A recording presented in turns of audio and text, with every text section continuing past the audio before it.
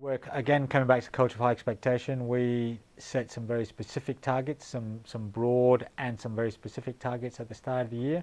My belief is that I then will trust my staff to find the strategies that they think will work for them, but my staff expect to be held accountable to the outcomes. And I think that also helps in creating a culture of high expectations. You have to trust your people.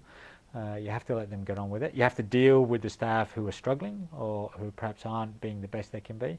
But I found that 80% of staff in whatever school I've worked in, both remote and non-remote, generally tend to know what their role is and generally just like to be given the autonomy to get on with it, be trusted. But then we hold staff accountable. So at the end of each term, my senior leadership group meets personally with me one-on-one.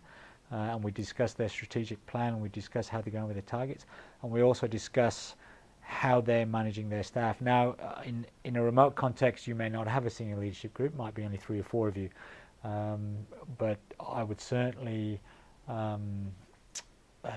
advise young principals to set up that process of high accountability, high autonomy, and high accountability. It's a difficult process to get going, and again, your mentor or mentor principal might be able to help you in that, but it's a process I think that if you can get up and running, becomes a norm in your school.